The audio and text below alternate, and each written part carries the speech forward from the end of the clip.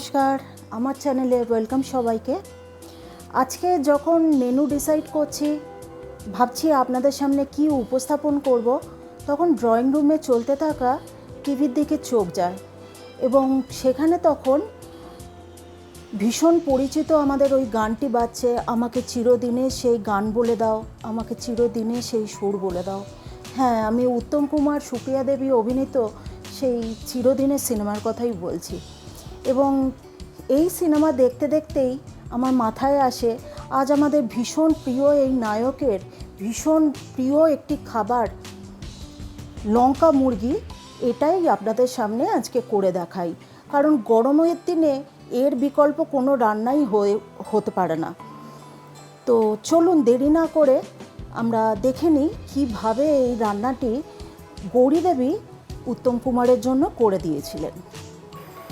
আমি কড়াই বসিয়ে 3-4 চামচ সাদা তেল আমি এর মধ্যে দিয়ে দিয়েছি। এবার আমি এর মধ্যে 1 চামচের মতন ঘি অ্যাড করে দিলাম, 1 টেবিল স্পুন। হ্যাঁ, এবার গোটা গরম মশলা আমি কিছু ফোড়ন দিচ্ছি, 2 তেজপাতা, 2 দালচিনি, 2 ছোট এলাচ, 4-5টা লবঙ্গ আর 5-6টা গোলমরিচ আমি এরকম থেতো করে রেখেছি।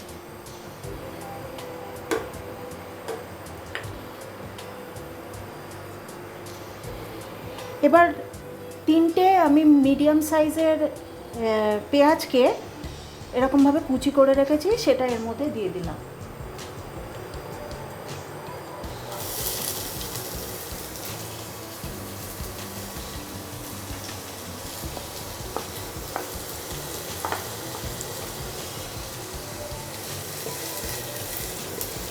রান্নাটা একটু সাদা সাদাই দেখতে হবে, পেঁয়াজগুলো কিন্তু লাল করে ভাজলে চলবে না। মোটামুটি একটু ট্রান্সপারেন্ট কালার আসবে, সেই সময় আমি এতে পেঁয়াজ বাটাটা অ্যাড করব। 3-4 মিনিটের মতন হয়ে গেছে, পেঁয়াজটা এরকম একটু ট্রান্সলুসেন্ট কালারের মতন এসে গেছে। তো এবার আমি পেঁয়াজের পেস্টটাকে অ্যাড করে দেবো।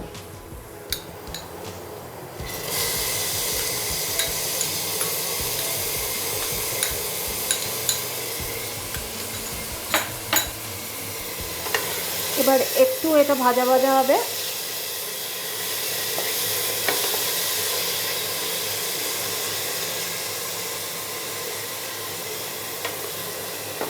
এর সাথেই আমি চিকেনটা অ্যাড করে দেবো। 500 গ্রামস আমি চিকেন নিয়ে রেখেছি।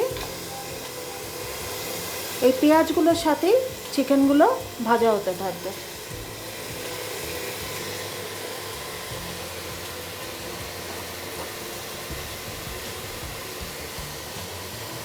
এক পিঠ ভাজা ভাজা হয়ে গেছে, আমি চিকেন পিসগুলো উল্টিয়ে দিচ্ছি।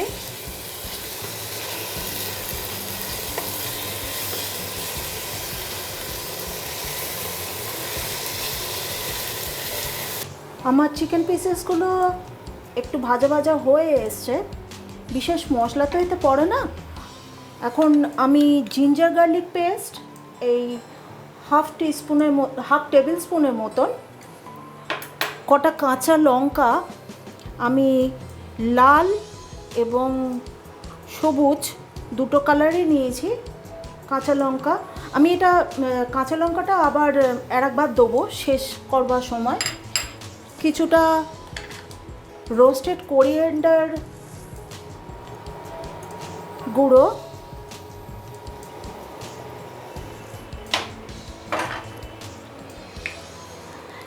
একটু ব্ল্যাক পেপার পাউডার, এগুলো দিয়ে দিলাম। আর নুনটা আমি এবার দেব, স্বাদ মতন নুন আপনারা দিয়ে দেবেন।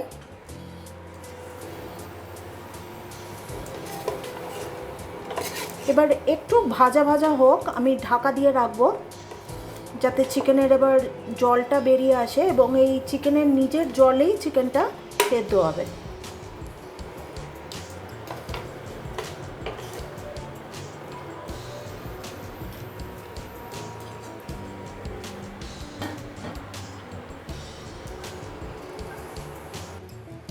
15 মিনিট আমি এমনি ঢাকা দিয়ে রেখে দিয়েছিলাম, আঁচটা খুব আস্তে করে।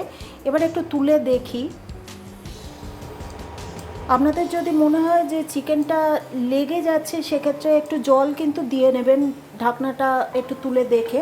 আমার চিকেনে যা জল বেরিয়েছিল তাতেই মোটামুটি চিকেনটা সেদ্ধ হয়ে এসছে। আমি এবার এতে একটু জল দিয়ে আর 10 মিনিটের মতন চিকেনটা সেদ্ধ হতে দেবো।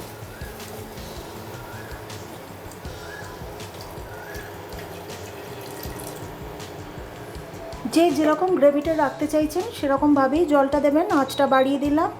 আমি গরম জল অ্যাড করেছিলাম। জলটা আগে একটু গরম করে রেখে দেবেন, গরম জলটা এতে অ্যাড করে দেবেন। হ্যাঁ, আমি চিকেনটা এবার একটু ঢাকা দিয়ে আর 10 মিনিট রাখবো। মোটামুটি রান্না শেষের পর্যায়ে এসে গেছে।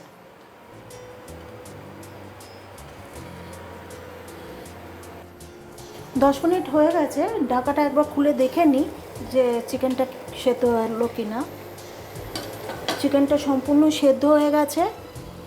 এবার আমি এতে হাফ টিস্পুনের মতন চিনি ছড়িয়ে দেবো।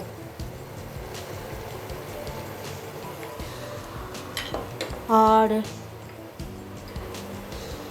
5-6টা কাঁচা লঙ্কা, সবুজটা, কটা লাল লঙ্কাও দিয়ে দিলাম।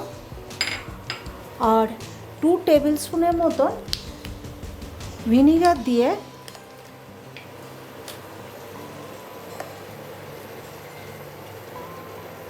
দু 3 মিনিট স্ট্যান্ডিং টাইমে থাকতে দিতে হবে।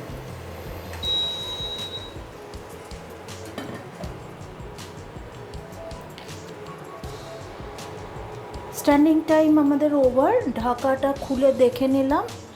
ভীষণ সুন্দর গন্ধ বেরোচ্ছে। এত সিম্পল ইনগ্রেডিয়েন্টে তৈরি। এবার চলুন আমরা সার্ভ করে নিই।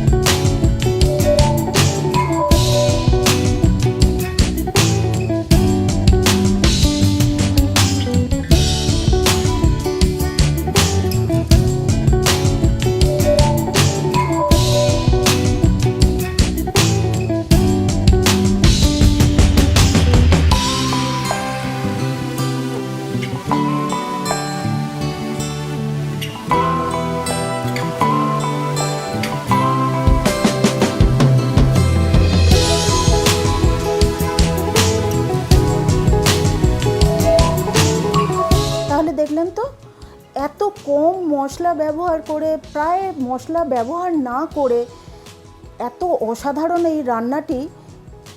গরমের দিনে যে রান্নার কোনো বিকল্পই হতে পারে না, সেই রান্নাটা কত সহজে বানিয়ে ফেলা গেল।